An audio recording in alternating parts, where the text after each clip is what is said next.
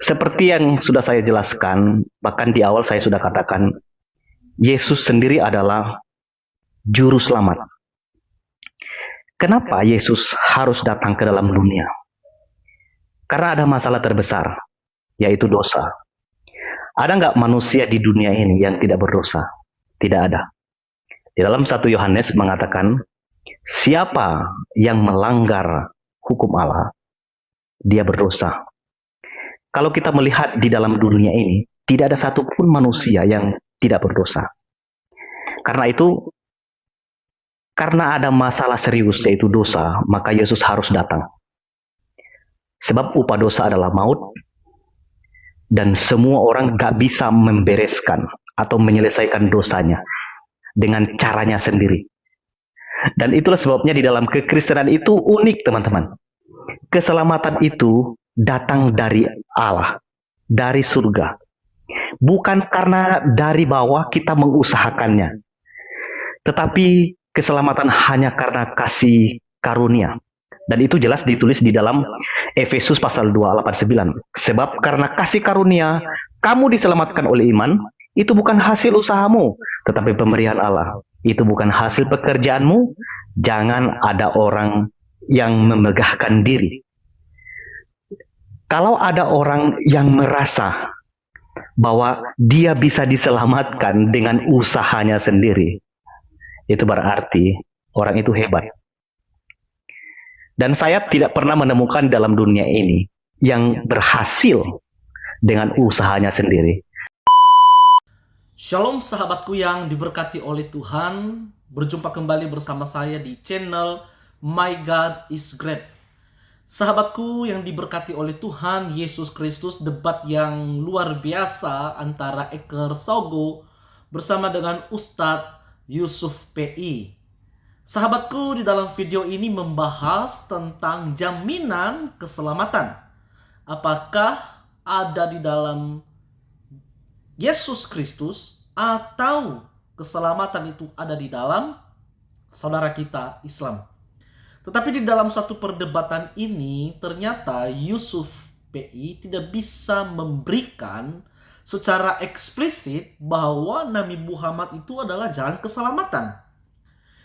Mengapa Muhammad tidak bisa diklaim sebagai jalan keselamatan, tetapi dia hanya sebagai penuntun atau yang mengarahkan atau yang membawa seseorang untuk mengenal kebenaran, tetapi bukan dia adalah satu-satunya yang membawa manusia untuk masuk surga. Ini adalah sesuatu hal yang tidak bisa dijawab oleh seorang Ustadz Yusuf PI. Mengapa Muhammad aja sampai sekarang masih didoakan, masih disolawatin? Dan oleh karena itu seorang Eker Saugo mengatakan bahwa secara eksplisit Yesus mengatakan, akulah jalan kebenaran dan hidup. Tidak ada seorang pun yang datang kepada Bapa kalau tidak melalui Yesus. Bahkan Yesus sendiri mengatakan bahwa setiap orang yang percaya kepada Yesus tidak akan binasa, melainkan beroleh hidup yang kekal. Alih-alih seorang Yusuf PI mengatakan banyak orang Kristen menyebut Tuhan tidak akan masuk dalam kerajaan surga, melainkan melakukan kehendak Bapakku yang di surga, itulah yang masuk surga. Benar sekali, tapi seorang Yusuf PI ia tidak bisa memahami ayat kebenaran firman itu sesuai dengan konteksnya. Sahabatku, untuk selanjutnya kita akan melihat bagaimana perdebatan seru ini. Seorang Eker Saugo memberikan penginjilan yang luar biasa dengan penonton 2.000 lebih orang. Oleh sebab itu, mari kita saksikan bersama-sama seperti apakah perdebatannya. Jangan lupa like, share, dan subscribe supaya orang banyak boleh mengenal bahwa Yesus adalah Tuhan dan Juru Selamat. Haleluya! Tuhan memberkati saudara sekalian.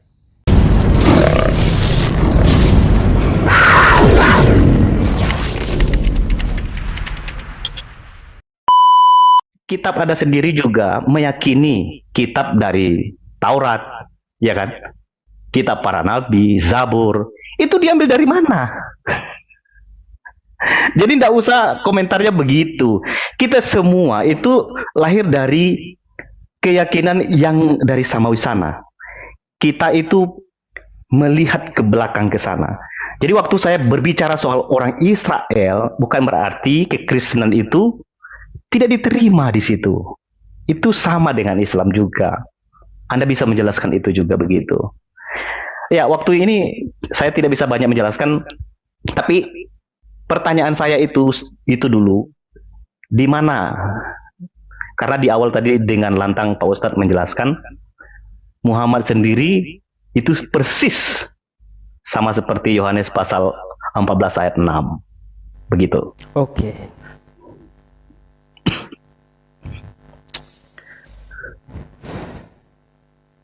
Baik, Pak Pendeta, perlu saya sampaikan kepada Anda, di dalam agama Islam kami tidak memakai istilah roti kehidupan atau roti hambar ya. Oh, itu enggak gitu ya.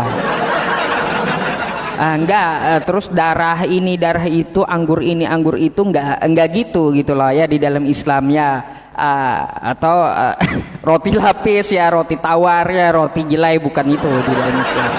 Jadi kalau Anda minta ayatnya Nabi Muhammad aku adalah roti kehidupan, sedangkan kita tidak memakai istilah itu gitu ya. Jadi kayak gitu, tidak memakai istilah darah ataupun anggur ataupun roti ataupun roti jelai dan yang lainnya, atau roti hambar, roti tawar, enggak, bukan itu ya. Jadi kalau Anda mau minta saya ayatnya di mana Nabi Muhammad mengatakan aku adalah roti kehidupan, ya ada jelas kayak gitu, karena kita tidak memakai istilah-istilah itu gitu loh. Tapi kalau Nabi Muhammad menjamin hidup yang kekal, menjamin surga, sudah saya tunjukkan tadi dalilnya. Kullu ummati yadkhulunal jannah illa man aba, kan kayak gitu. Semua umatku akan masuk surga. Nah, kalau itu kan eksplisit ya untuk umat Islam. Yang saya cari, Yesus adakah mengatakan aku menjamin surga untuk Kristen? Kan nggak ada. Akulah jalan kebenaran dan hidup itu ditujukan kepada Yahudi, bukan kepada Kristen. Makanya yang saya cari itu kepada Kristennya mana gitu loh Pak Pendeta. Jadi kalau Anda minta tekstualnya, jelas saya jawab nggak ada gitu. Jujur aja kita main jujur aja gitu, karena kita tidak memakai istilah-istilah roti kehidupan ya, atau roti apa tadi ya yang disebutkan oleh Pak Pendeta ya. Begini Pak Pendeta, ketika Anda membawakan, mari kita ke teks aslinya, kosakata kami itu ego, kata Anda. Saya tidak menanyakan masalah teks aslinya, tidak mempermasalahkan kosakata kaminya. Tapi yang saya tanyakan tadi, siapa yang disembah Yesus? Karena Yesus di situ berkata, kami menyembah. Artinya Yesus menyembah apa yang dia kenal. Coba kalau Pak Pendeta melihat ayatnya. Nih Pak Pendeta ya, kamu menyembah apa yang tidak kamu. Ini kan dia ngomong sama perempuan Samaritan kan, Samaria.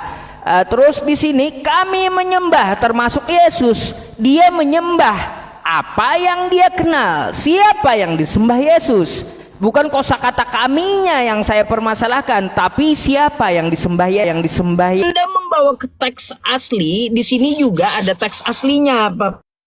Kalau kosakata kami ini ya, nih dengan kode 2249, dia bahasa Greeknya, Yunaninya hemeis gitu, dan bentuk non plural gitu. Di sini bisa diterjemahkan kami, kita, kami pun, ya kita pun. Bagi kami, artinya termasuk Yesus gitu. Definisinya aja kami dan kita, artinya termasuk Yesus. Nah, pertanyaannya Pak Pendeta ya, siapa yang disembah Yesus? Berarti yang disembah Yesus inilah yang harus Anda sembah agar Anda selamat. Pak Pendeta, coba kalau Anda juga merujuk ke dalam Matius 7 ya, nomor 21. Nih, saya mau bertanya satu hal kepada Anda juga, menambah pertanyaan saya ya. Di sini kata Anda tadi mempercayai yang Yesus katakan. Oke, ini perkataan Yesus Pak Pendeta di Matius 7 nomor 21 ya. Bukan setiap orang yang berseru kepadaku Tuhan, Tuhan akan masuk ke dalam kerajaan sorga, melainkan dia yang melakukan kehendak Bapakku ya. melakukan kehendak Bapakku yang di sorga. Pertanyaan saya begini Pak Pendeta, di mana ayatnya kehendak Bapa di sorga ini untuk menuhankan dan menyembah Yesus? Menuhankan dan menyembah Yesus akan masuk surga. Di mana kehendak Bapa di sini? Ya, tolong dicarikan ayatnya. Ya. Saya udah bertahun-tahun cari ayat ini, di mana kehendak Bapa di sorga untuk menyembah dan menuhankan Yesus agar kalian beroleh hidup yang kekal. Nah, itu saya cari ayatnya. Kalaunya tidak ada ayatnya, kalian melaksanakan perintah siapa? Kan kayak gitu. Nah, maka tolong dijawab dan dijabarkan dengan data. Silakan.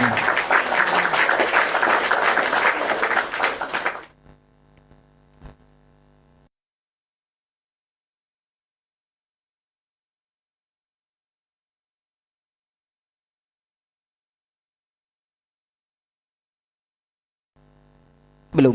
Oke, saya lempar waktunya. Silakan. Oke.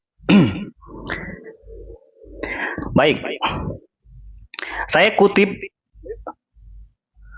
Jelas ya suara saya Pak Ustaz? Kayak. Saya kutip Yohanes pasal 4 ayat 22 itu. Karena konteksnya ini kita sedang membahas tentang jaminan keselamatan. Gitu Pak Ustaz ya. Tidak usah lari kemana-mana dulu. Bahwa keselamatan itu datangnya dari bangsa Yahudi. Titik. Ya. Jadi Anda mau ngomong bagaimanapun, keselamatan itu tidak datang dari bangsa apapun. Ya. Dan saya sampaikan itu dengan jelas. Karena itu, siapa yang dimaksudkan juru selamat yang datang dari bangsa Yahudi itu? Itu tentu merujuk kepada Yesus. Dan itulah sebabnya kalimat sebelumnya itu menjelaskan tentang apa yang Yesus sampaikan.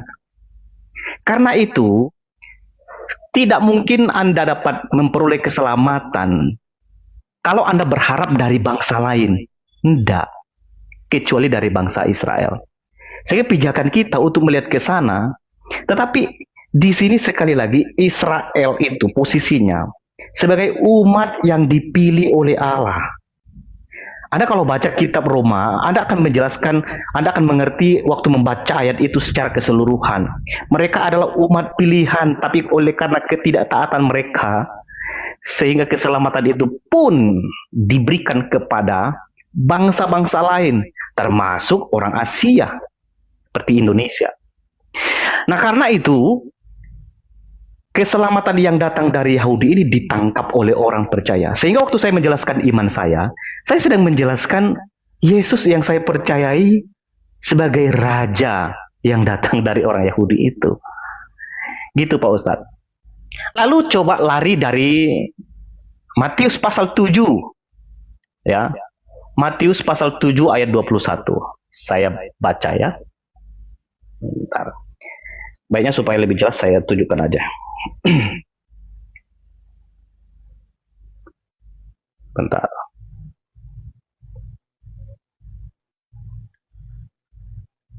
Matius pasal 7 ayat yang ke-21.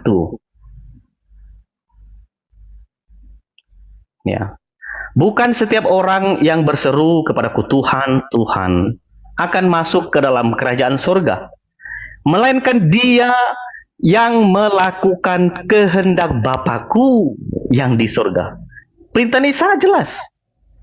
Apa kehendak Bapa di surga? Sekarang kita lihat Yohanes pasal yang ke-6. Ya, sebentar ya. Saya sudah lihat di sini. Yohanes pasal 6 ayat 40. Mana dia? Yohanes pasal 6 ayat yang ke-40. Mana dia? Sebab inilah kehendak Bapakku, yaitu apa? Supaya setiap orang yang melihat Anak dan yang percaya kepadanya beroleh hidup yang kekal. Jelas ini Pak Ustadz. Jadi kehendak Allah yang Anda kutip dalam Matius pasal 7 ayat 21 Bukan setiap orang yang berseru kepadaku Tuhan, Tuhan akan mempunyai hidup yang kekal atau memperoleh hidup di dalam kerajaan surga. Melainkan mereka yang melakukan kehendak Allah. Kehendaknya apa? Yohanes 6 ayat 40. Sebab inilah kehendak Bapakku, yaitu supaya setiap orang yang melihat anak, yang percaya kepadanya, beroleh hidup yang kekal. Jelas ini Pak Ustaz. Berarti hidup kekal itu nggak mungkin kita dapatkan di dalam nama siapapun. Berarti benar bahwa keselamatan itu hanya ada dalam Yesus. Itulah yang dimaksudkan dengan keselamatan itu datangnya dari bangsa Yahudi.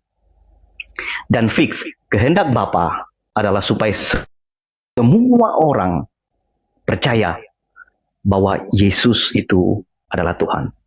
Supaya orang percaya melalui hidup di dalam iman kepercayaan kepada Yesus, mereka memperoleh hidup yang kekal.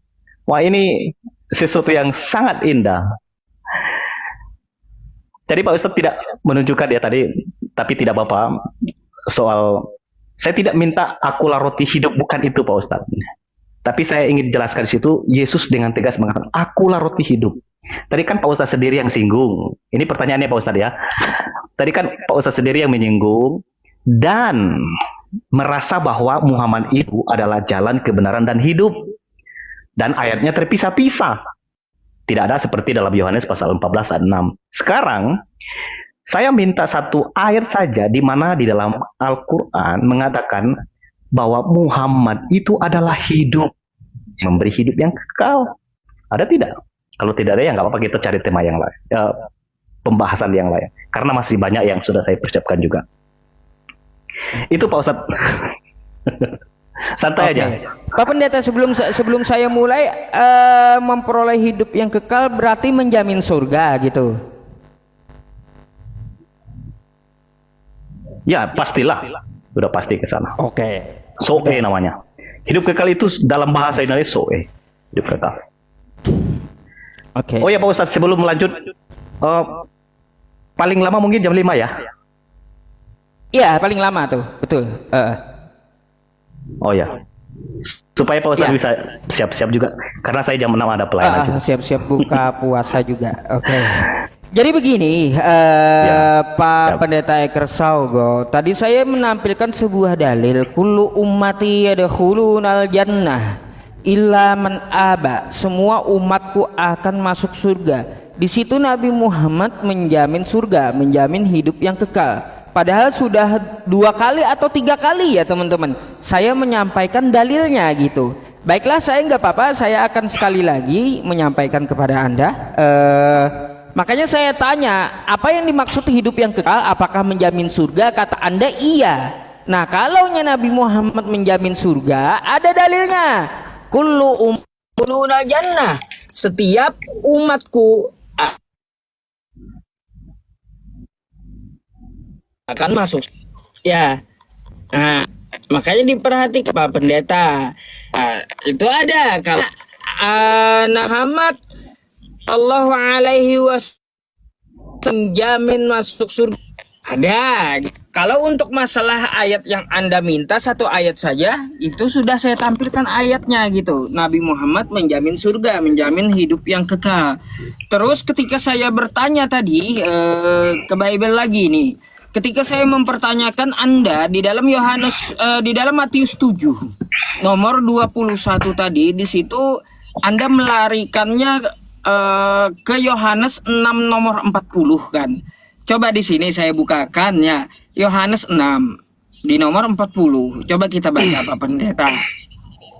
Ya. Nih. Nih ya.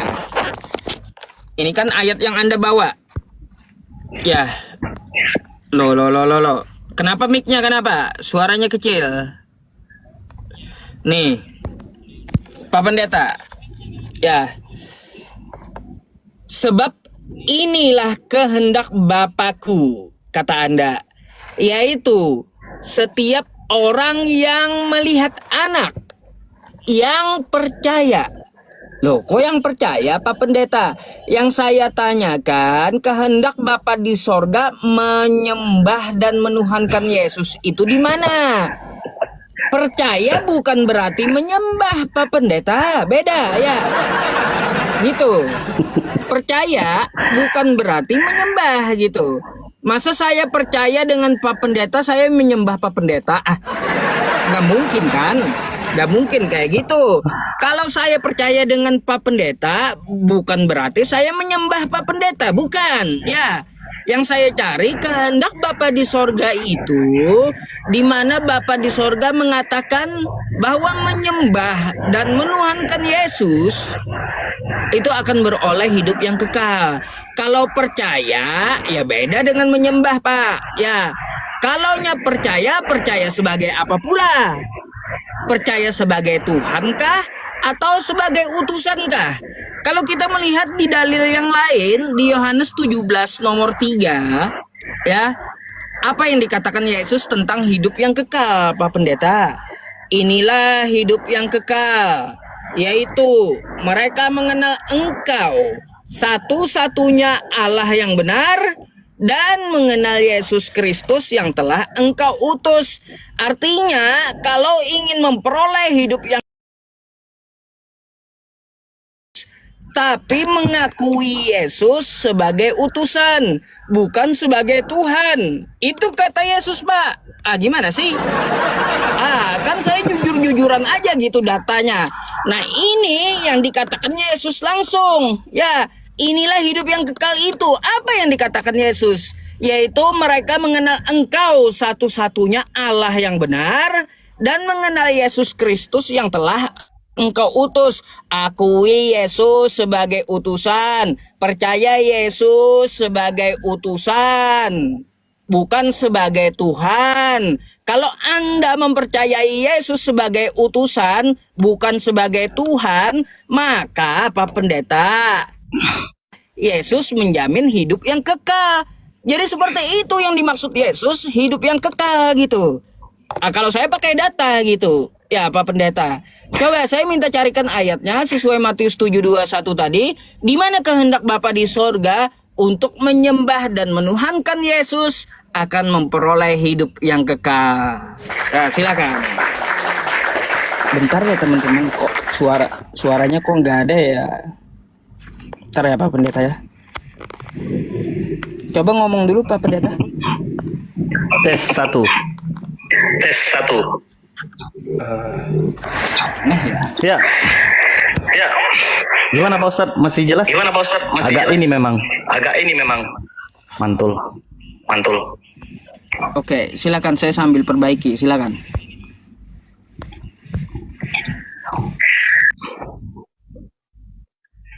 Baik. Tadi saya sudah jelaskan ya. Sekarang itu saya tidak tahu cara membacanya Pak Ustadz itu gimana ya. Padahal sudah sangat jelas ayat itu ya. Matius 7 ayat 21 itu. Bukan setiap orang yang berseru-seru kepadaku Tuhan, Tuhan akan masuk dalam kerajaan surga, melainkan dia yang melakukan kehendak Bapakku yang di surga. Jadi secara sederhananya gini, yang bisa memperoleh hidup di dalam kerajaan surga itu adalah mereka yang melakukan kehendak Bapa di surga. Ya kan? Sekarang saya sudah tunjukkan di dalam Yohanes pasal 6 ayat 40. Kehendak Allah Bapa itu supaya kamu percaya kepada Dia. Dengan kamu percaya kepada Dia, maksud kepada Yesus, kamu akan memperoleh hidup kekal itu. Itulah yang dimaksudkan kehendak Allah. Lalu lari di dalam Yohanes pasal 17 ayat 3. Saya baca aja ya, Yohanes 17 ayat 3. Ini kita sudah kemana-mana ini Pak Ustadz, karena kita nggak fokus untuk menjelaskan ini. Tapi memang biasa di dalam debat itu sudah bahas ini, lari ke sana ya, akhirnya mengikuti. Inilah hidup yang kekal itu, bahwa mereka mengenal Engkau satu-satunya Allah yang benar dan mengenal Yesus Kristus yang telah Engkau utus. Jadi keselamatan itu mengenal Allah dan mengenal Yesus. Itu nggak bisa dipisahkan. Lalu kalau Anda mengklaim mengenal Allah ini untuk Islam, sama sekali tidak. Karena di sini tidak merujuk kepada Allah yang dijelaskan di dalam agama Islam. Karena Allah yang dimaksudkan di sini adalah Allah Bapa. Ya kan?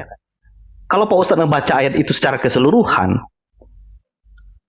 Yesus sendiri memberitahukan bahwa dia dengan Bapa, dan Yesus menyebut Allah Bapa. Dan di sini bukan Allah atau Allah yang dipercaya oleh orang Islam. Jadi hidup kekal itu mengenal Bapa atau mengenal Allah yang benar dan mengenal Yesus. Kenapa disejajarkan? Kalau Anda belajar bahasa Yunani, Anda akan mengerti kata kai di dalam bahasa Yunani itu. Ketika ada kata kai muncul, itu menyejajarkan antara yang ngomong pertama dengan yang kedua. Berarti untuk memperoleh hidup yang kekal itu tidak cukup hanya mengenal Allah, tetapi harus mengenal Yesus. Maka kalau Anda membaca Yohanes secara keseluruhan, Anda akan menemukan waktu Yesus mengatakan tidak seorang pun yang dapat melihat Allah, tapi Yesus menyatakan diri Allah melalui dirinya. Maka Yesus katakan, siapa yang melihat aku, dia melihat Bapa. Ini bicara soal apa? Hakikat. Ya. Dan Yesus sendiri memberitahukan itu. Jadi untuk memperoleh hidup kekal itu, mengenal Allah, dan ini bukan Allah yang disembah oleh orang Islam, tapi Allah Bapa, dan mengenal Yesus Kristus. Dan ini fix, Yesus menyejajarkan dirinya dengan Allah, bahwa untuk memperoleh hidup kekal itu, harus mengenal dia. Itu yang dimaksudkan dengan melakukan kehendak Allah Bapa. Percaya kepada anak, percaya kepada Yesus. Nah, kata percaya di situ, kalau saya ajak Pak Ustadz untuk melihat, itu percayanya itu bukan saya percaya apa katamu, bukan, tidak cukup begitu Pak Ustadz. Literaturnya harus lebih banyak. Ini dia pakai pisteo loh, pakai pistis. Berarti iman, belief, kepercayaan. Dan ini sinkron dengan ayat-ayat di dalam Alkitab yang lain, seperti Yohanes pasal 3 ayat 16, Yohanes 3 ayat 36, dan itu ada banyak sekali. Jadi, hidup yang kekal itu sekali lagi, tidak ada di dalam siapapun. Anda hanya bisa dapatkan itu dalam Yesus. Tadi Pak Ustadz katanya tadi sudah beberapa kali menunjukkan ayat-ayat yang di dalam Quran tadi ya, bahwa Muhammad menjamin umatnya masuk surga. Pertanyaan sekarang, ada nggak secara eksplisit Nabi Muhammad itu sekarang sudah di surga? Sementara saya tidak tahu ini apa benar atau tidak. Teman-teman masih mendoakan. Ini gimana? Ini pemahaman saya Pak Ustadz. Silakan. Saya tidak pakai soundcard, tapi tetap jelas ya suara saya. Oh ya, jelas.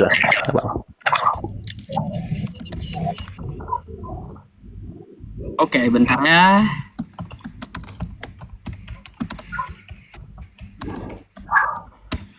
Oke. Terima dulu.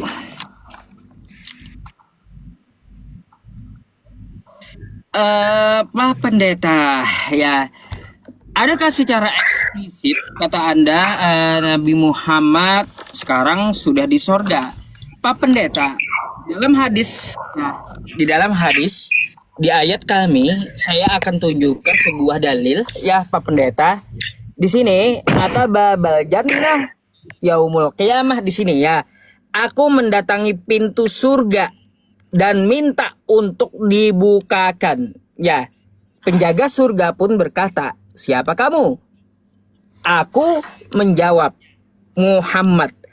Penjaga surga berkata, aku telah diperintah membukanya untukmu dan tidak boleh membukanya untuk orang lain sebelummu. Hadis riwayat Muslim. Oke? Kalau Anda minta secara eksplisit. Pak Pendeta, kalau yang pertama kali membuka pintu surga adalah Nabi Muhammad, pertanyaannya, Yesus kemana sekarang? Enggak dibukain Nabi Muhammad, ntar Yesus ngambang di langit. Kan kayak gitu pula Pak Pendeta. Kalaunya pemegang kunci surga adalah Nabi Muhammad, Yesus kemana sekarang? Melayang-layang di langit, ngambang gitu. Masih di terasnya surga atau kayak gimana? Kan kayak gitu. Nah gitu loh Pak Pendeta. Ya mungkin tadi saya duluan, habis ini Pak Pendeta, habis itu bisa closing statement karena udah jam 5 habis ini Pak Pendeta. Kalau kita habis ini tanggapan Bapak, habis itu kita closing kan udah jam 5. Jadi ya Pak Pendeta, sebenarnya saya tidak mempermasalahkan juga sih ya, mau Allah umat Islam atau tidak, saya tidak mempermasalahkan itu sebenarnya. Kenapa saya membawakan masalah apakah hendak Bapak di surga itu untuk menyembah Yesus dan menuhankan Yesus sehingga mendapatkan hidup yang kekal? Secara eksplisit Anda tidak juga menyebutkan kehendak Bapak di surga hanya mengatakan percaya kepada anak. Percaya kan bukan berarti menyembah gitu. Saya percaya dengan Pak Pendeta Eker Saugo. Masa saya disebut menyembah Pak Eker?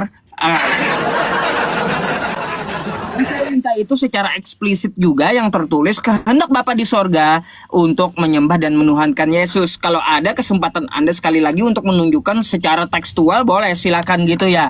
Yang saya permasalahkan pula tadi di Yohanes 4 nomor 22 tadi Pak Pendeta, yang saya tanya, kami menyembah kata Yesus, yang dia sembah itu siapa? Kan apa? Di dalam 1 Yohanes 2 nomor 6 Pak Pendeta, orang yang percaya Yesus itu hidupnya sebagaimana Yesus itu hidup. Betul kan? Kalau Anda percaya Yesus, Anda hidup sebagaimana Yesus itu hidup.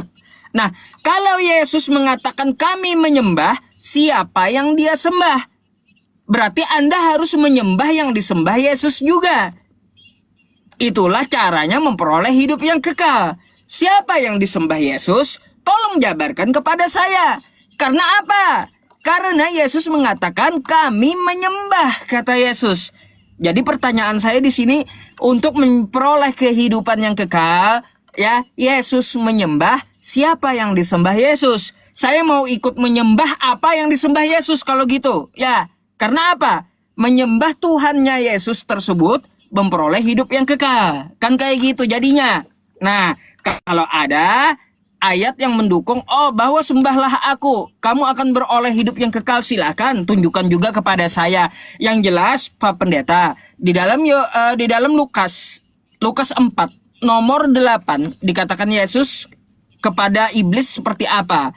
Kata Yesus kepada iblis, hai iblis, kamu harus menyembah Allahmu, ya, kamu harus menyembah Allah, hanya kepada Dia saja engkau berbakti. Berarti Yesus menyuruh menyembah Allah gitu. Sepengetahuan saya, kalau di Lukas 4 nomor 8. Ya kalau kata Anda bukan Allahnya umat Islam, ya terserah gitu ya. Kita tidak mempermasalahkan Allahnya umat Islam atau Allah mana. Yang jelas Allah umat Islam ada, Allah Israel ada. Pertanyaannya pula, mana Allah Kristen? Allah negeri Mekah ada, Allah Israel ada, Allah Kristen mana? Nah kan rancu pula gitu. Silakan Pak Pendeta.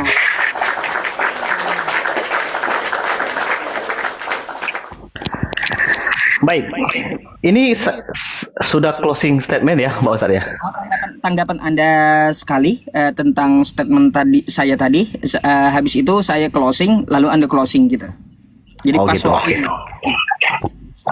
Baik.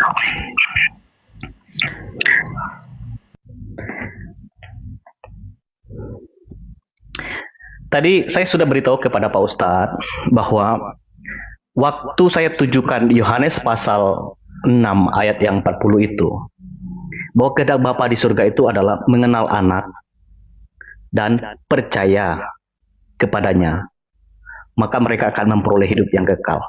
Kata percaya yang saya maksudkan di situ, di dalam teks aslinya itu pakai kata pistis. Pistis itu apa? Iman, ya, belief, ya, kepercayaan. Tapi percaya ini bukan hanya sekedar mulut, ya, yes, saya percaya, tetapi mempercayakan hidup kepadanya. Dan ini sejalan dengan penjelasan-penjelasan di dalam Alkitab secara keseluruhan. Misalnya, kamu tahu bahwa tidak seorang pun dibenarkan oleh karena melakukan hukum Taurat, tetapi hanya oleh karena iman dalam Kristus. Jadi dibenarkan hanya karena iman. Kata iman itu sama dengan percaya tadi. Disebutkan dengan pistis atau pisteo. Jangan seperti Yakobus, ya, yang waktu dikatakan, saya baca ya, Yakobus pasal yang kedua, ya.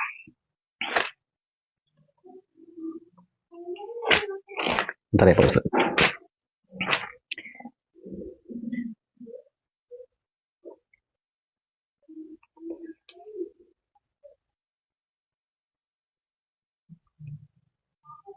Yakobus pasal 2 ayat yang ke-19. Engkau percaya bahwa hanya ada satu Allah saja, itu baik. Tetapi setan-setan pun juga percaya akan hal itu, dan mereka gemetar. Dia pakai kata percaya di situ, Pak Ustadz. Lalu kalau orang percaya bilang begini, orang Kristen ya, saya sebut orang Kristen, itu Anda harus bisa melihat, saya sedang menyebut ini orang percaya, pengikut Kristus atau murid Kristus, itu sejajar. Waktu Yakobus mengatakan, kamu percaya bahwa Allah itu satu, itu baik. Tapi jangan lupa ya, setan-setan pun percaya. Nah, kepercayaannya setan itu, dia memang percaya bahwa Allah ada, tapi dia tidak mempercayakan hidupnya. Nah, kekristenan yang sejati adalah sama seperti yang dituliskan di dalam Yohanes pasal 6 ayat 40. Kehendak Allah itu adalah supaya semua orang percaya, mengenal siapa anak itu. Percaya dalam artian, tidak hanya tahu, yes, aku tahu siapa Yesus. Dia adalah juru selamat yang menebus, yang membebaskan kita dari dosa. Tapi tidak hanya itu, tapi saya mempercayakan hidup saya kepada dia. Maka ini akan nyangkut dengan kalimat yang disebutkan di dalam Lukas pasal 2 ayat yang ke-10, ya. Waktu malaikat Tuhan memberitahukan, ya. Lukas pasal 2 ayat yang ke-10. Jangan takut, sebab sesungguhnya aku memberitakan kepadamu kesukaan besar untuk seluruh bangsa. Hari ini telah lahir bagimu juru selamat, yaitu Kristus Tuhan di kota Daud. Nah, waktu kami percaya kepada Yesus, kami nggak hanya tahu, yes, kami tahu dia Tuhan. Tapi kami mempercayakan hidup kami kepada dia. Karena apa? Kami tahu Yesus adalah Tuhan dan dia adalah juru selamat. Nah, kalau kita kaitkan dengan tema kita tadi di dalam kepastian keselamatan, ini semua nyambung. Baik dalam Yohanes pasal 14 ayat 6, Kisah Para Rasul pasal 4 ayat yang ke-12, dan itu Anda bisa lihat. Dan di dalam Yohanes pasal 3 ayat 16, barang siapa percaya kepada anak, ia memperoleh hidup kekal, tapi barang siapa tidak taat kepada anak, ia tidak akan melihat hidup, melainkan murka Allah tetap ada di atasnya. Dan ada banyak ayat-ayat lain seperti 1 Yohanes 5 ayat 11, Yohanes 10 ayat 28. Dan itu memberikan kepastian, kejelasan bahwa Yesus itu adalah juru selamat. Dan tidak ada juru selamat yang lain. Dan itulah sebabnya ketika Pak Ustadz tadi menyinggung, kayaknya Pak Eker ini ada tanda-tanda dari raut muka akan murtad, mu'alaf ya. Tapi saya mau kasih tahu ya, dengan berita kabar baik ini kepada Pak Ustadz, saya yakin memang yang bisa menggerakkan hati setiap orang untuk menerima Yesus sebagai Tuhan itu adalah pekerjaan Allah. Tugas saya adalah memberitakan kepada Pak Ustadz. Kalau tadi Pak Ustadz mengharapkan supaya saya dapat hidayah, saya juga berdoa supaya Roh Kudus menggerakkan hati Pak Ustadz dan para pendengarnya untuk mau belajar sungguh-sungguh gitu. Oke. Berarti kita ini sesi closing statement ya Pak Pendeta ya. Oke. 10 menit lagi jam 6 di tempat saya juga, jam 6 sore. Siap. Hingga setengah jam lagi buka puasa masalahnya. Oke ya teman-teman, berarti saya closing duluan atau mau Pak Pendeta duluan, silakan. Kita kalau closing nggak menyeberang lagi, saya nggak mempermasalahkan Kristen lagi, dan Pak Pendeta nggak menyeberang ke Islam lagi. Silakan siapa yang mau duluan, silakan kalau Anda mau duluan. Pak Ustadz tidak apa-apa duluan. Baik.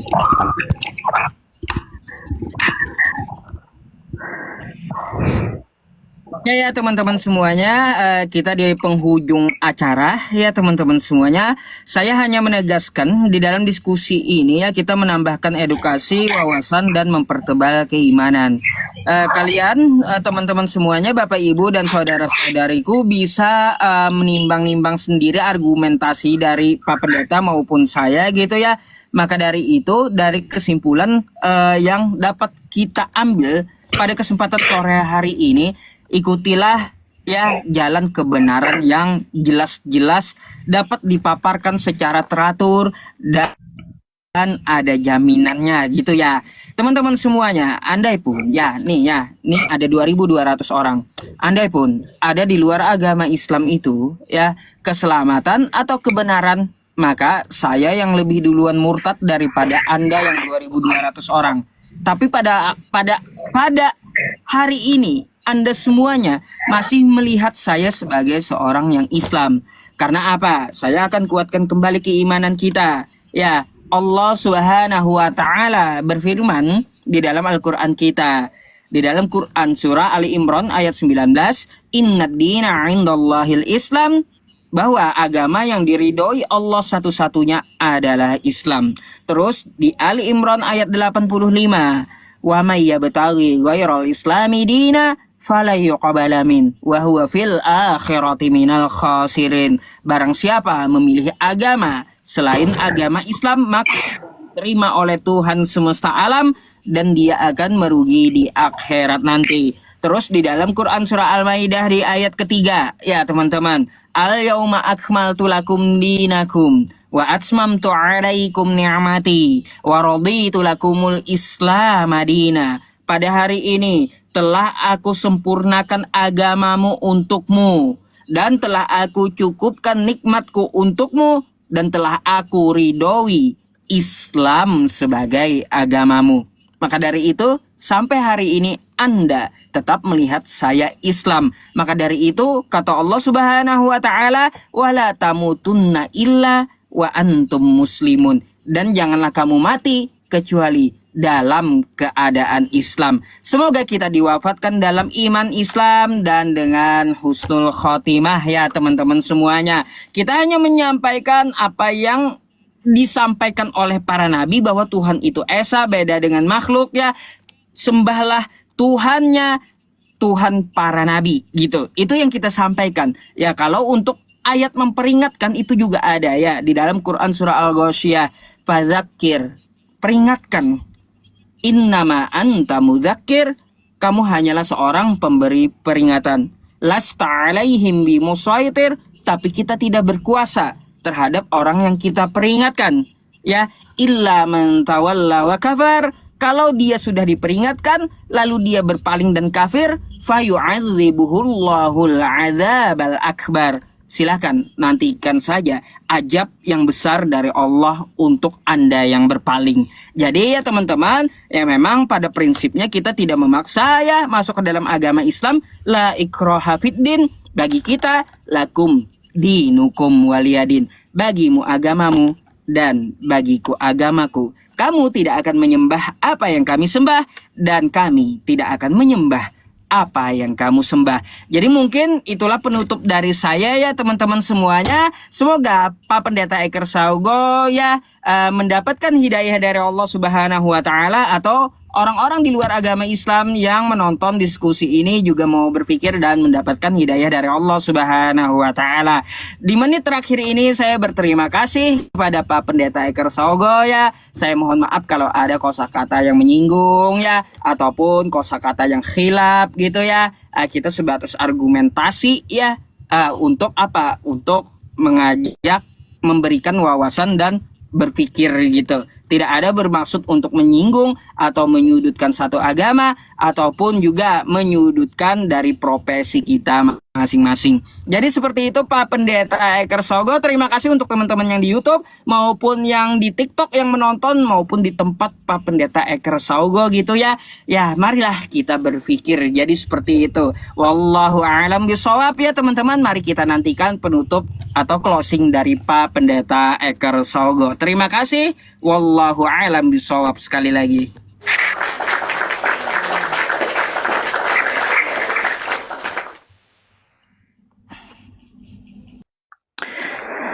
Baik. Akhirnya kita sampai di closing statement ya.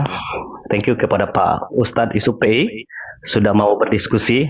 Mungkin nanti bisa diatur lagi untuk topik yang lain. Terima kasih sudah mau berdiskusi. Dan juga kepada teman-teman yang sudah setia menyaksikan live diskusi ini, kiranya apa yang sudah teman-teman saksikan dapat mengedukasi, juga membuat kita berpikir sehingga kita bisa mempelajari iman kita, sehingga kita bisa tahu ini mau pilih mana. Dalam kesempatan ini, dalam waktu kurang lebih 4 menit ini, saya akan pakai untuk menjelaskan tentang jaminan keselamatan di dalam kekristenan. Seperti yang sudah saya jelaskan, bahkan di awal saya sudah katakan, Yesus sendiri adalah juru selamat. Kenapa Yesus harus datang ke dalam dunia? Karena ada masalah terbesar, yaitu dosa. Ada nggak manusia di dunia ini yang tidak berdosa? Tidak ada. Di dalam 1 Yohanes mengatakan, siapa yang melanggar hukum Allah, dia berdosa. Kalau kita melihat di dalam dunia ini, tidak ada satupun manusia yang tidak berdosa. Karena itu, karena ada masalah serius yaitu dosa, maka Yesus harus datang.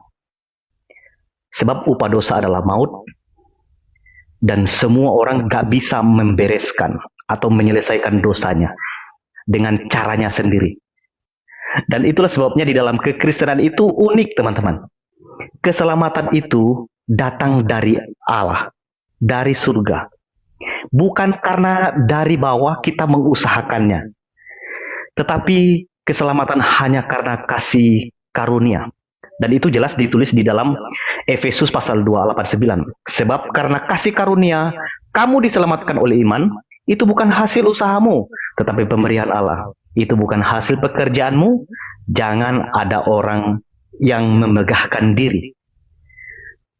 Kalau ada orang yang merasa bahwa dia bisa diselamatkan dengan usahanya sendiri, itu berarti orang itu hebat.